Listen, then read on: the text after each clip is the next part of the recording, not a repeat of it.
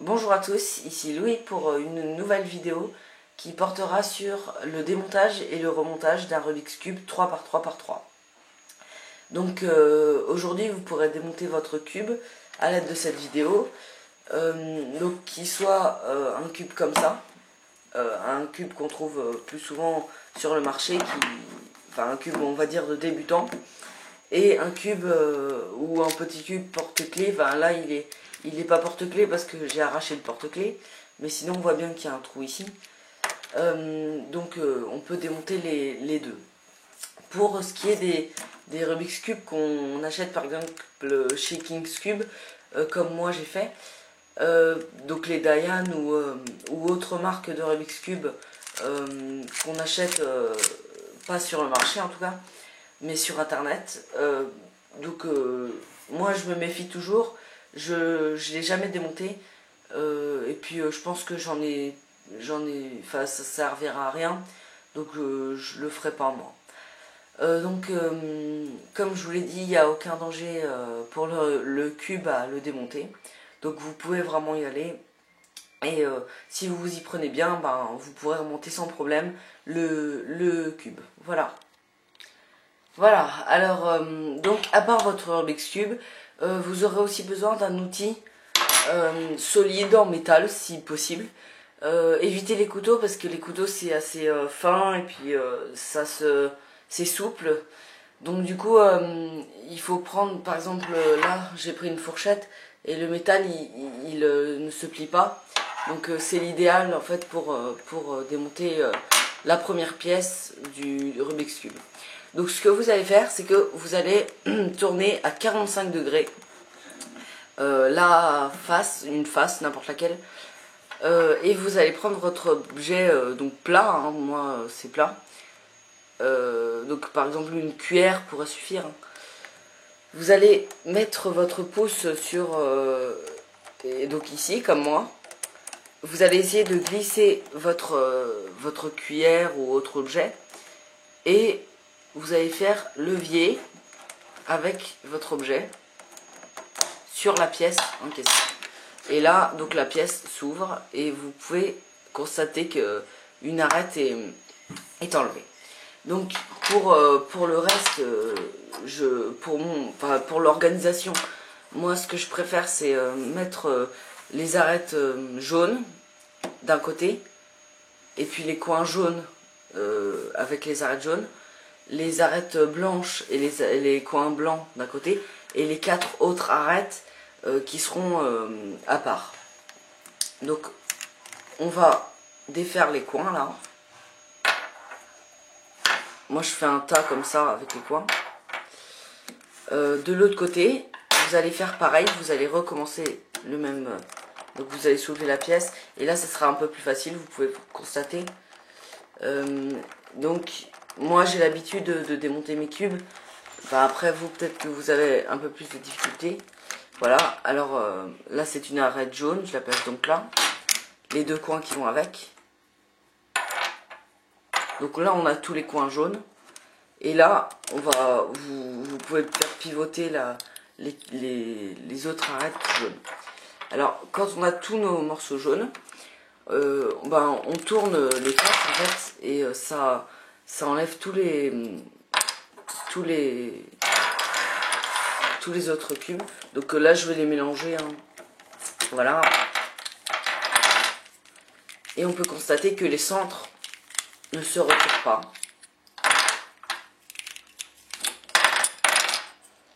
Et voilà, et on observe que en fait c'est pour ça que les centres restent toujours à la même place, comme on peut le constater ici. Voilà. Donc quand on a fait ça, ben vous pouvez faire ce que vous voulez avec, hein, le prendre en photo ou autre. Et puis après vous le remontez et on va tout de suite expliquer comment faire. Alors voilà, j'ai démonté complètement mon Rubik's Cube, et on peut avoir donc 8 pièces de couleur jaune, 8 pièces de l'autre côté de couleur blanche, 4 arêtes ni blanc ni jaune à part, qu'on va mettre là-bas pour l'instant. et notre base du Rubik's Cube en fait si on veut. Pour le remontage du Rubik's Cube, on va commencer par placer 4 arêtes blanches, on va choisir, allez. Et par exemple, si on veut par exemple placer celle-ci, donc la blanche rouge, on va, comme la résolution, on va d'abord placer la croix blanche. Donc on fait pivoter le centre à 45 degrés, on place comme ça, on aligne notre rouge et on le fait retourner du côté blanc pour que notre arête soit placée. Donc vous amusez pas à tourner quand même parce que après tout ce que vous aurez fait ne servira à rien. Donc blanc, orange, on fait pareil, on fait pivoter, hop, et voilà. Troisième, blanc, bleu, elle est là, on fait pivoter, voilà. Et la dernière arête blanche qu'on va mettre ici.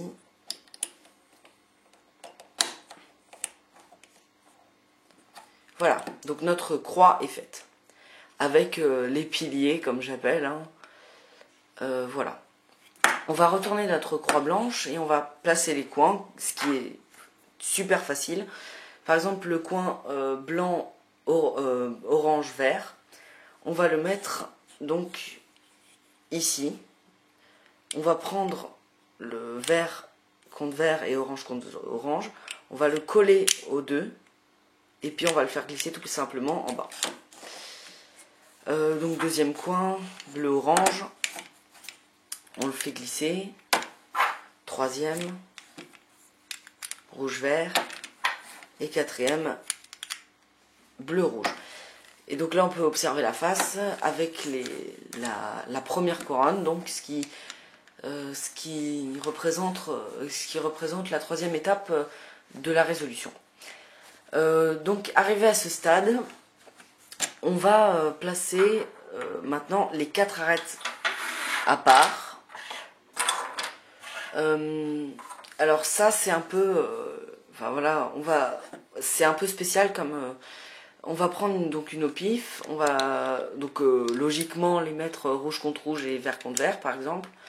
Et là on va pousser comme ça et donc là par contre la quatrième arête sera particulièrement dure, donc je vais vous apprendre une technique pour le monter plus facilement. Là on va prendre, on est obligé de prendre l'autre arête qui ne touche pas donc en gros les deux faces opposées à l'arête qui a été mise déjà avant. Donc c'est à dire que là on va pas mettre celle-là, on va mettre l'autre qui reste ici. Comme on a mis celle-là, on met celle-là. Donc c'est orange-bleu, on va prendre l'arête orange-bleu et on va faire pareil. Là.